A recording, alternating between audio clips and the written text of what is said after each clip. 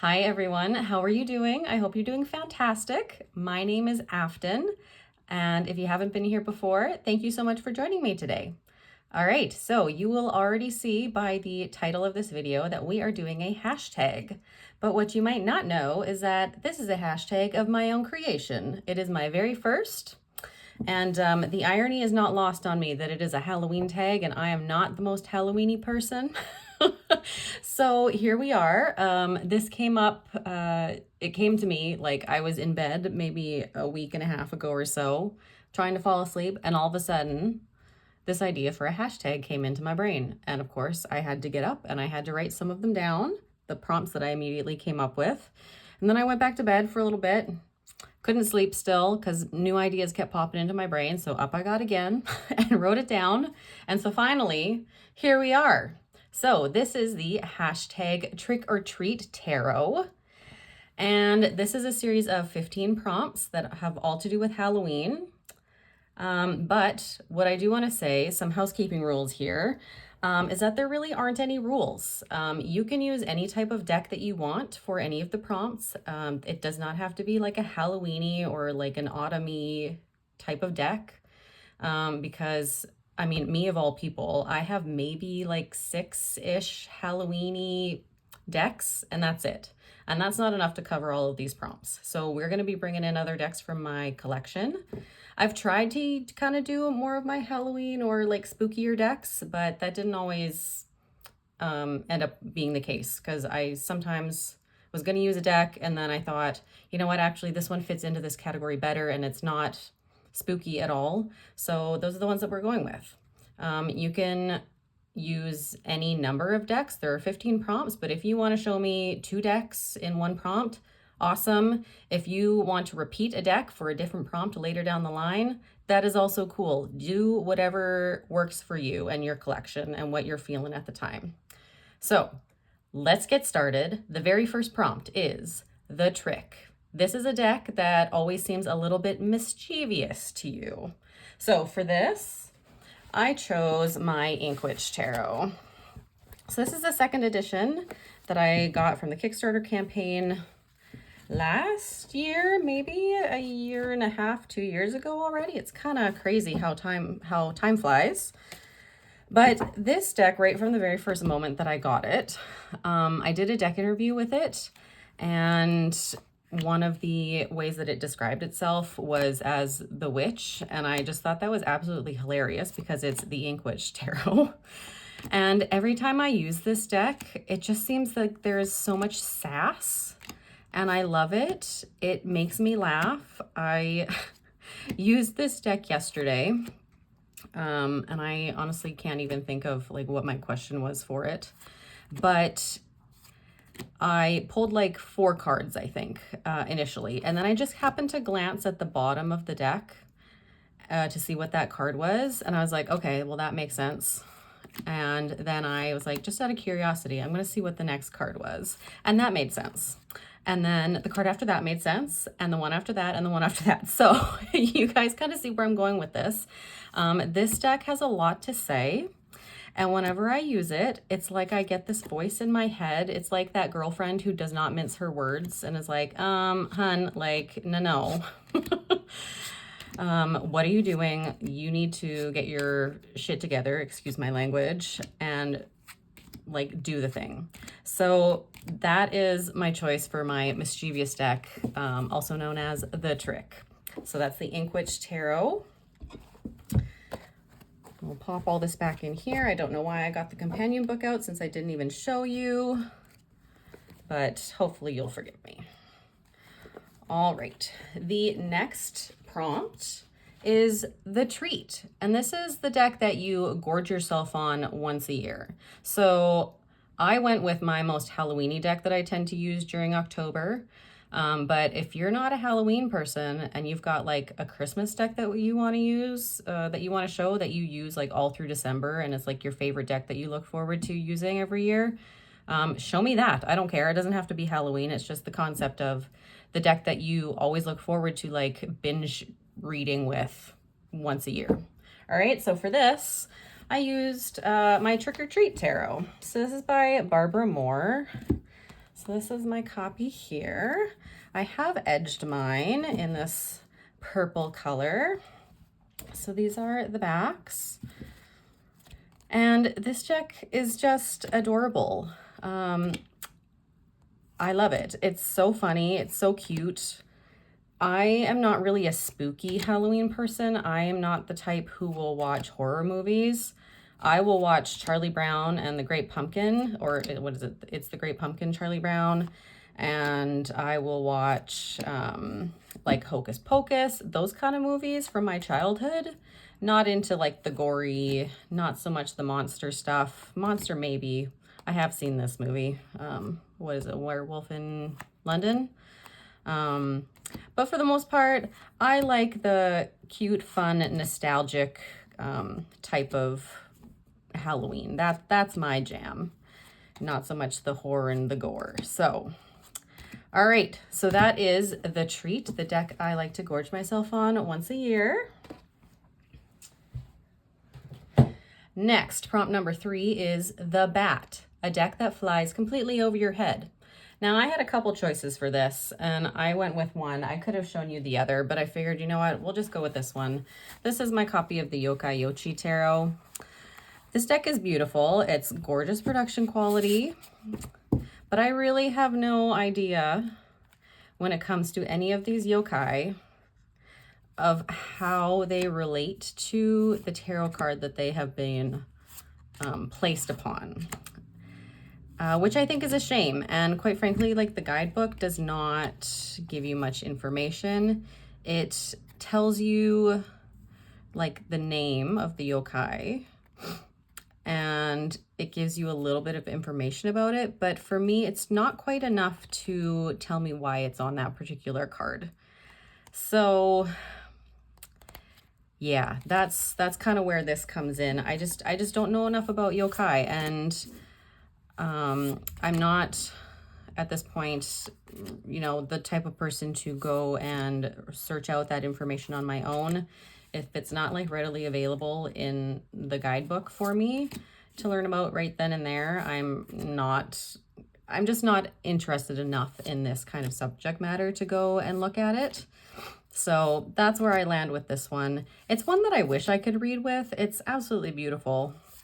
But as of right now, most of the, you know, background, the information in this deck, it just flies right over my head. I mean, could I read with it? Just, you know, superimposing like the RWS meanings that I do know onto the card? Yeah, absolutely, I could. But I wish that I could go, I wouldn't be able to go very deep into my readings, if that makes sense. So that is the Witchy Tarot. All right, prompt number 4, the Crystal Ball, the deck that always reveals something from the mists.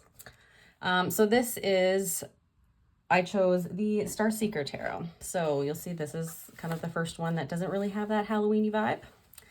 This is a tried and true deck for me. I absolutely love it. This is by Nikki Ferrata, and it's just absolutely gorgeous. It's one that I use quite often. One of my favorites. It lives on my favorite shelf. And I just don't know what it is about this. It's very ethereal. I don't know. It's almost, and I've talked about this in like previous videos before with this deck. It has like, even though it's quite like almost angular artwork, there is like, I think how do I say this? Like the textures that she's imposed on the images give it like this dreamy quality. It makes it very soft around the edges. It's very loving. You know, we do see here, like there is a lot of like mist or clouds in a lot of the cards themselves. Love this Hermit card. It's amazing. And this deck always, whenever I use it, just gives me clarity in a way that some decks just don't. It really takes me inside of myself. And it's like here, like with the High Priestess, she's got this like see-through cloak that she's wearing. And it's like it takes away that cloak that's over top of my eyes. It's just absolutely beautiful. I love this deck. I do believe, unfortunately, this one is out of print, so I apologize, but you can still get the Starseeker Oracle deck that accompanies this particular deck. So that is the Starseeker deck, Starseeker Tarot. Okay, prompt number 5, the Spider's Web. This is a deck that ensnares you in the tale it spins. Again, I could have chosen so many decks for this. The one that I ended up going with, excuse me, is the Tarot of the Witch's Garden. This is another deck that I have colored the edges to attempt to match the back. And so this is a witchy deck, one of my very few witchy decks that I have. And I just think it's stunning. It like transports me to like this other like fairy tale world almost, to like a foresty area. I can just like, I can see these people like living their lives, and I want to be in their story. It's so good. Like I want to be able to sit with these fairies. Maybe not on like some of these particular bugs, but you know, I want to hear what they're talking about. Like hear what these guys are gossiping about as they're bobbing for apples, apparently. I want to be able to talk to these bears in this forest. Absolutely. It really just creates its own little world, and if I could spend a day in that world, I absolutely would. And maybe even longer than that, because that's how much I love this. So that is the Spider's Web, a deck that ensnares you in the tale it spins. Next prompt is the Potion. This is a deck that is not super appetizing to you, but you know that it works. So for this, I kind of wanted, I mean, you could take this in a lot of different directions. You could say like a deck that has some artwork in it that you're not particularly fond of, but you know that it's a good reader. I went with the direction of it has some production issues that I don't really care for, aka the cardstock, but I put up with it because I know that it's a good reader and it gets good results. This is the Zombie Tarot. And I absolutely cannot stand the cardboardy cardstock in this. It's gross. However, I will say this is one of my favorite like edging jobs that I've done. I use like a gunmetal gray that's kind of shiny and then did black around the corners. And I think it came out really good. This deck, granted, I don't use it all that often. It only really comes out around Halloween. But I mean, first of all, it's just kind of hilarious. It's so cheeky. And it really is just kind of straight to the point. It, again, doesn't mince its words. It makes me laugh in the process. And I know that I'm going to get a good solid read from this whenever I use it. And along with a laugh. So, I mean, she's eating a brain like while she's on the beach. Yeah, it's hilarious. Yeah. What more can I say? It's not super appetizing, even the subject matter, but it definitely works as a tarot. It always gives very good readings. So that's the Zombie Tarot. Next up, we have the Cauldron, a deck that makes you feel like you're brewing up something witchy. Again, I don't have a ton of witchy decks in my collection, but one that I do have that I adore is the Black Violet Tarot. So this is the indie edition. This is the third deluxe edition, I think she called it. And I love this deck. It is gorgeous, first off. It's got beautiful cardstock. We've got gorgeous black edges, and then we've got like this black spot gloss on the back, like black on black, which I think is so effective. I was so happy to snatch this deck up during the Kickstarter. And yeah, it just immediately transports me to like Salem witches, like give me, what was it, like the 1600s, early 1600s when the witch trials happened. It transports me to that time, and I know that wasn't necessarily like a happy time, like it was a very scary time, but it does give me that vibe of like witchy community for sure. Which is interesting because like I don't consider myself part of the witch community like now, but this deck makes me definitely think that I was part of that community at one point in time in a past life. So this is the deck that I feel like connects me back to that. And it's stunning. And I'm really looking forward to pulling this one out and using it in the coming weeks. So I think it's also one that really I can pull out any time of the year, but especially around October and even into November really is when I always kind of long to pull it out. So that is the Black Violet Tarot for the Cauldron. Prompt number 8, the Jack-o'-lantern, the deck that makes you want to divine by candlelight. Again, I had a couple options for this. The one I ended up deciding to show you guys is my Candle in the Cave Tarot. So these are the backs. They're a gorgeous chocolatey brown color. And these are the fronts. It's just, I love this style of artwork. Annette Pearso, her work is fantastic. I just think it's so cool. It just gives me like folklore vibes always. And I think there's just something about a deck that has a lot of black space, like as the blank space in it. Yeah. So like sitting up here at my desk, like just having like one light on or lighting a candle and reading with this deck, I think would be just so gorgeous and effective that I might actually have to do it this year. Ugh, that tower.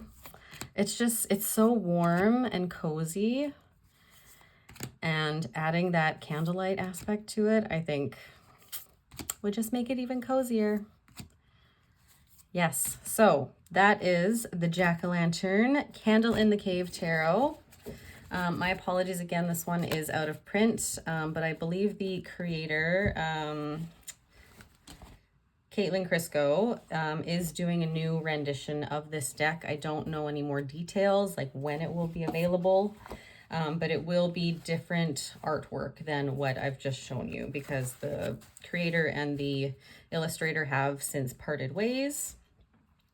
But as I understand it, there is a new rendition of the deck coming, so it will be available in another format at some point. Prompt number 9 is the Black Cat, the deck that lurks around the edges of your collection. So this is a deck that I saw for the longest time, and it kind of creeped me out. And then at some point along the line, it intrigued me more than creeped me out. So I grabbed a copy, and I've used it a bit, but I haven't used it like, it's not like a regular reader for me. It's the one that it really does. It lurks around the edges of my collection. It's like it lurks around the edges of my subconscious, being like, you know, you could use me for this. If, you know, we've got this issue that we're trying to work on and reconcile, like you could pull me out and we could talk about it. My probably main reason that I don't use this deck as much as I should, or, you know, that I wish I did, is mostly because of the cardstock. It's a very kind of stiff cardstock. It doesn't have a ton of flex. The cards are large. I have trimmed mine slightly from the top and the bottom to make them shorter, but it's a very thick cardstock, so it's hard for me to handle because I have small hands. There are some aspects of this deck that still do kind of creep me out, and it's mostly it's not so much the heads being covered, but it's the ropes around the neck And that part, I still struggle with a little bit. Not as much. I feel like I can remove myself a lot from that and just see it as imagery and not past life traumas, as it were. But it is one that I did back the new edition of it, or pre-ordered it actually. After the Kickstarter had ended, I was one that I waffled on, and I ultimately decided to buy it because I thought, you know what, it's going to be on new cardstock. It's on a regular size, like a regular tarot size. And I think it's one that deserves to have a little bit more attention from me in my collection. And I would like to use it. It is really the fact that it's quite chunky and a little bit on the large side and not super flexible. So I don't like to use it. And I love a good riffle shuffle. So I'm hoping that the new edition will be able to accommodate that. I believe it will. It sounds like it's on a much more flexible cardstock. So I am excited for that to arrive. I don't have any hopes that it will arrive before Halloween. In fact, I'm quite sure it won't, because Canada Post has a postal strike right now. So just in time for all of my decks that I've ordered in the last couple months or so to not arrive. So we're really happy about that, if you can't tell. All right, moving on. Prompt number 10, the moon, the deck that casts shadows in its wake. And I really only had one deck. I was like, obviously it's going to be this. This is my Bohemian Gothic Tarot. And this is specifically I think it's the 4th edition with the cold foil stamping on it. Because as much as I know people don't like the cold foil stamping that Baba Studios is doing nowadays, I think for this deck, like, yes, it obscures the images, but I think that the fact that it does obscure the images is really effective for the deck that it is, because this is a shadowy deck. So it brings in that question of what can't you always see, right? So, you know, looking at this angle, I apologize, like, I can see perfectly fine. If I tilt it for you guys, now I can't see it, but hopefully you should be able to see it. And I just think it's fantastic. This isn't my favorite Baba Studios deck by far, but it is one that has definitely grown on me. It was my first Baba Studios deck that I ever purchased, mostly out of curiosity to know what the heck these Baba Studios decks are like for being so darn expensive. But I think they're absolutely worth the hype. I do have another edition of this, the 3rd edition, which does not have the cold foil stamping on it at all. And I do really like that edition as well. But there is something to be said about this edition. It's the one that I first bonded with, because it's the first one that I ever bought. And I do, like I said, I actually do really like how the cold foiling actually tends to obscure some of the images. So there, I said it. I actually kind of like how it does that. I just think it's really effective, and it suits the deck itself. So that is the Bohemian Gothic Tarot for the prompt, the moon. Next up, we have the Broomstick, a deck that whisks you away to another place and time, if you will. Again, I had a ton of decks that I could have chosen for this. The one that I decided that we'd kind of stay in the autumnal feeling theme is the Solar Occulto Meliora Tarot, in my case, because that's the edition that I have. We have these beautiful gold foil backs edged in black. And yeah, I think it kind of speaks for itself.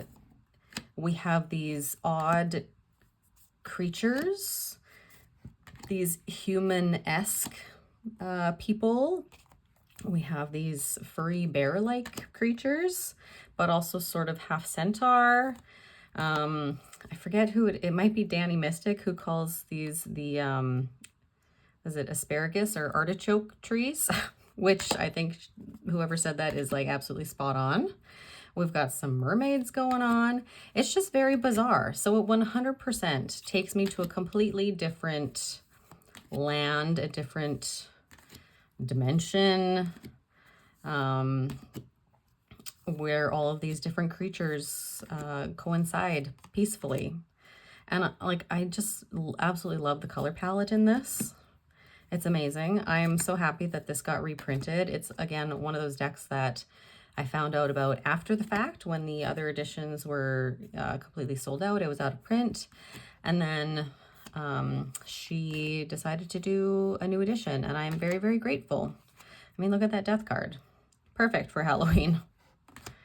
Yeah. So I think this absolutely definitely fits that mold of like taking you to a different place, a different world. Okay, so let's put that one away. Where are we at here? Prompt number 12, the spell book, the deck with the most enchanting guidebook. Again, I had a couple decks that I could have chosen, or guidebooks that I could have chosen for this. I decided to go with the Unicorn's Journey Tarot. This is by our very own Lisa Papez, and the guidebook is really the reason that I bought this deck. I'm not a big, like, I like unicorns. They're not my favorite mystical animal by any means. But the fact that Lisa really wove this story into the course of the major and minor arcana, I think is absolutely fantastic. And it's just a really lovely story about mystic finding themselves and finding their place and their power. And it's just, it's beautiful because, you know, at the end of the day, that's what every single one of us are doing. So we've got our lovely, like, we've got tons of words for each of the cards. So we've got the Chariot here. So we've got what part of the story we're actually in. And then we have how this card fits in with the RWS that we might be familiar with. We've got upright and reverse meanings. And then we've also got this self-worth message, which is absolutely fantastic. And I think is almost the most important part of this entire, the most important part of the deck. So yes, I just think this is really beautifully done. I mean, look at the production quality on this too. Like, if you want, like, it's like everything is just done right. It's everything I never even realized that I wanted in a guidebook. We've got the colors to denote what suit we're in on the edge of the page so that we know exactly where we're turning to. Yeah, the only thing that would make this better would be if it was bigger with even more information in it. So there we are. That is the spell book, the deck with the most enchanting guidebook, which is, of course, the Unicorn's Journey Tarot, which I'm slowly making my way through, like actually reading the, like just reading the guidebook. So, all right. Next up, we have the Vampire, a deck that's transformed your very being. So my deck that I've chosen for this is not very vampire-y at all because it's the Gentle Tarot, which I think is like the exact opposite of like a creepy vampire. This deck is also one that I could have chosen for the previous prompt, the spellbook, because it has an amazing guidebook. But the reason that this deck has changed my entire being is because this is one of the very first, it is the very first indie deck that I ever bought back in 2022,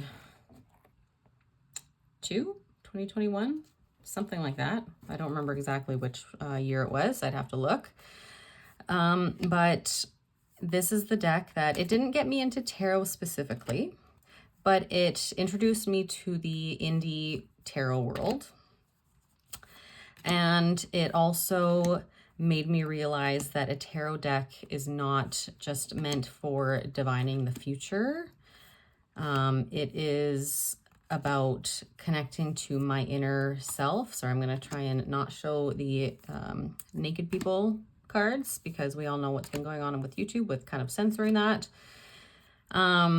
Yes, so this deck, upon reading the guidebook, realized that this is all about self-worth and self-improvement and connecting with my higher self in card form, just realizing that it was a tool that I could do that, which I did not know that I could do that with tarot. Up until really that point, I had mostly used oracle cards.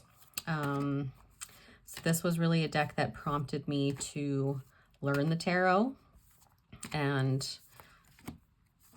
that's where we stand today. So if it wasn't for this deck, I wouldn't be here showing you this, doing this tag with you guys. So I definitely have it to thank for that, for sure. So that was the Gentle Tarot for the vampire tag, or prompt rather. We're almost there. So next up is prompt 14. This is the Haunted House, the deck that scares you with how scarily accurate it can be. And I'm reading that as I'm still trying to put this to the side. Okay. Yes, the Haunted House, the deck that scares you with how scarily accurate it can be. I chose my Pagan Otherworlds for this. This is a deck that up until recently I hadn't spent a ton of time with, but it's one that I've always really, really loved the imagery.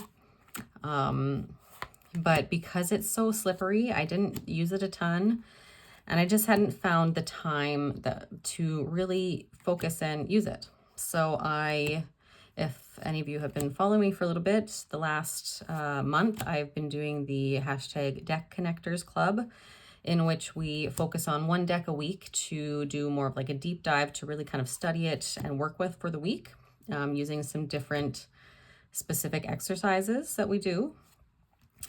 And so I worked with this deck, and I was very surprised. I mean, not surprised, like I kind of knew how it was going to turn out, but this is a very direct deck. It is spot on. It is very, very airy in terms of like the element that rules it. So it really is all about communication. It is very clear communication. And I don't know if I was really expecting that part of it, with how just bang on it was. I really, I delved into the guidebook a little bit as well on any of the cards that stumped me, which wasn't a whole lot of cards where I had to really think about it, how to interpret the cards in a spread.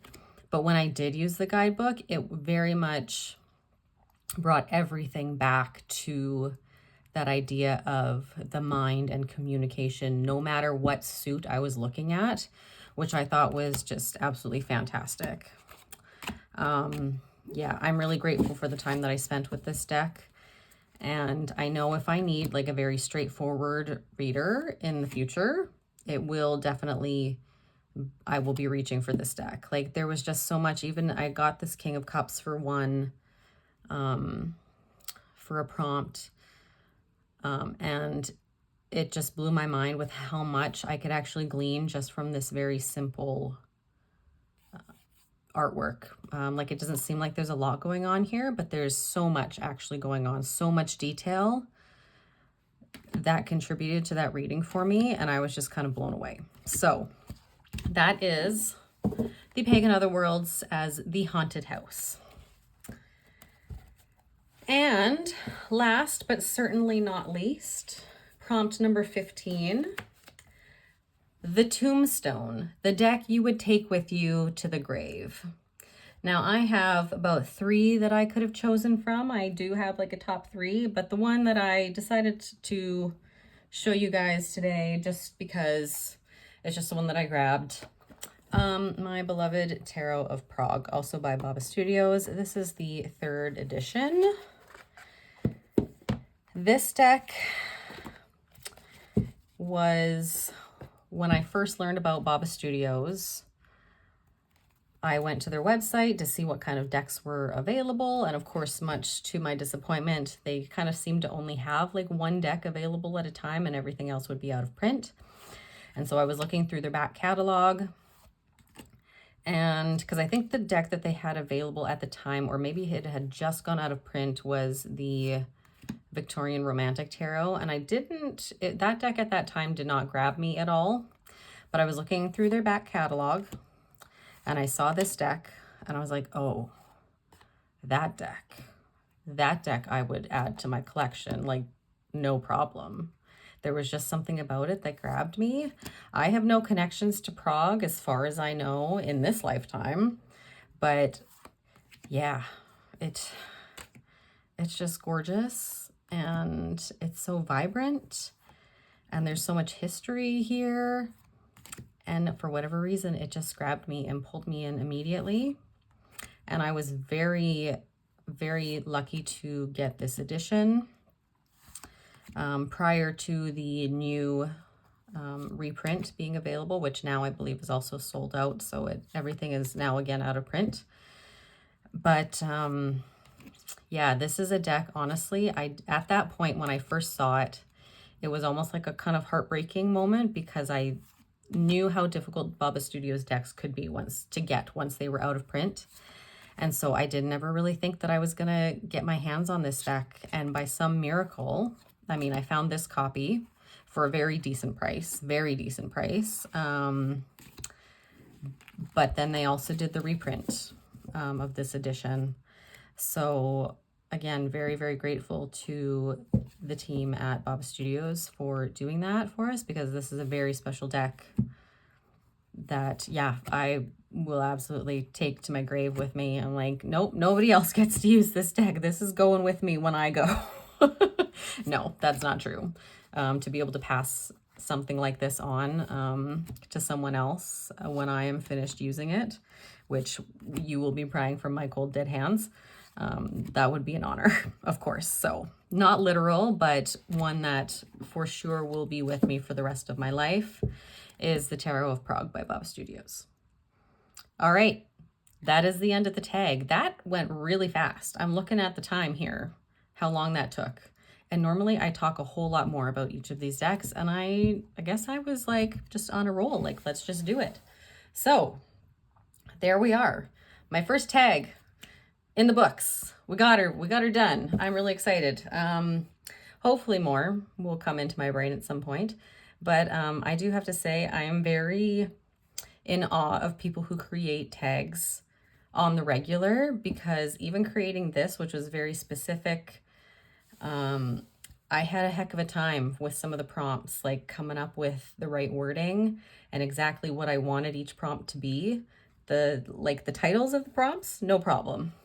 But then actually figuring out what each prompt meant, that took some time and some brain power. So for you guys who do this a lot, like kudos to you. I'm very impressed. So again, thank you guys so much for being here. And oh, excuse me. I hope that I will see some of you doing some VRs to this. I'm very excited. I hope it kind of gets out there, especially, you know, Halloween coming up. I tried to do this a little bit early so that we've got like the entire month of October for people to get their VRs out.